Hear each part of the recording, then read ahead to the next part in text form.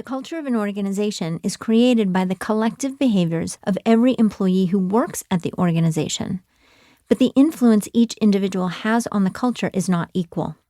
Leadership behaviors tend to shape the culture more than any others because employees naturally, although often unconsciously, model the behaviors of their boss and other leaders in the organization. Unconscious calculations. In my work, I'm often struck by what I call unconscious calculations. These are habits and behaviors we engage in based on conclusions that aren't made consciously or intentionally. Here are 4 examples with more to follow throughout the book. Constant work. Few people would admit to wanting to work 24/7, 365. Yet most people never disconnect and are continually available to work communication, like email, chat, text, etc. Success metrics.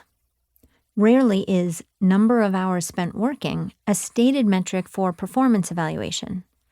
Yet a study done by Stanford showed that while remote workers are 13% more productive, their promotion rates are much lower than those who spent most of their work hours in the office.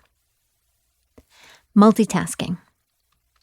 Decades of research show that multitasking is not more effective or more efficient. Yet this is the typical state of work for most professionals, and it still frequently appears in job descriptions. Vacation. Studies show that employees tend to believe that vacation offers important benefits, but 2 out of 3 employees work while on vacation. One result of the current work environment and these unconscious calculations is that too many workers are exhausted. Exhausted workers mean exhausted companies, exhausted families, exhausted communities, and an exhausted world.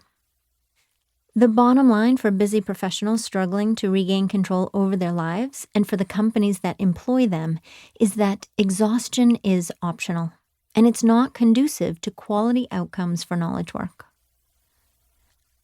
I believe the way we look at work needs an overhaul, and this overhaul will only happen if it's modeled by leaders. My work is guided by a specific definition of productivity from the dictionary: achieving a significant result. So the productivity of an individual knowledge worker or an organization in a given time frame is the extent to which progress is made on things that are considered significant.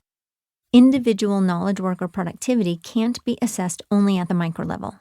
A macro view is also relevant. For example, if a worker meets deadlines, produces superior results for the organization, and achieves objectives, but works too much and hates her job, is her productivity sustainable? And will the short-term gains the organization realized be wiped out if or when she becomes disengaged, burns out, quits, or requires an extended leave? The gift of leadership. Everyone knows that leaders influence their employees' work lives.